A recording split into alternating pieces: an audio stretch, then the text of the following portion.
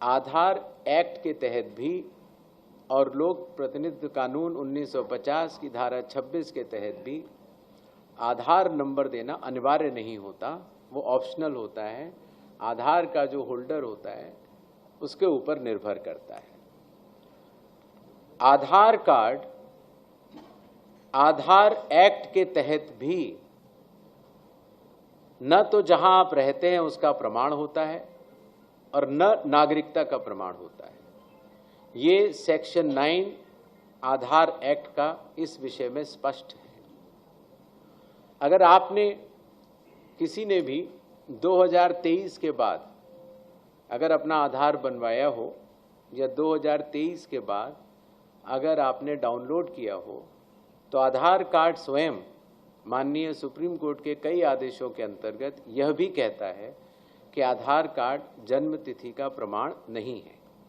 अर्थात supreme court के आदेश के अनुसार और आधार एक्ट के तहत आधार न तो जन्म तिथि का प्रमाण माना जा सकता है, न आपके रहने की जगह का प्रमाण माना जा सकता है और न नागरिकता का प्रमाण माना जा सकता है।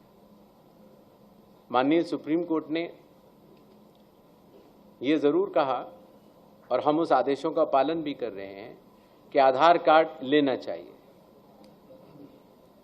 हम भी आधार कार्ड इन्यूमरेशन फॉर्म में भी ले रहे थे और अभी भी ले रहे हैं, और जो 11 डॉक्यूमेंट्स थे उसमें वो 12वां हो तो भी ठीक है। लेकिन यह बात सुप्रीम कोर्ट ने भी अपने आदेश में कही है कि आधार कार्ड नागरिकता का प्रमाण नहीं होगा। संविधान के अनुच्छेद 324 के तहत चुनाव आयोग भारत में मतदाता सूची तैयार करता है, विधानसभा चुनाव के लिए भी और लोकसभा चुनावों के लिए। और संविधान के अनुच्छेद 326 के अनुसार किसी भी मतदाता की पात्रता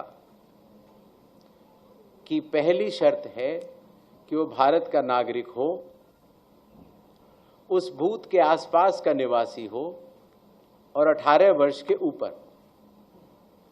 तो 18 वर्ष के ऊपर की आयु का प्रमाण आधार नहीं होता। जिस इलाके में आप रहते हैं, जहां आपकी रिहाइश है, जो पता आपका आधार कार्ड में लिखा होता है, वो आधार एक्ट के अनुसार वो उसका प्रमाण नहीं होता।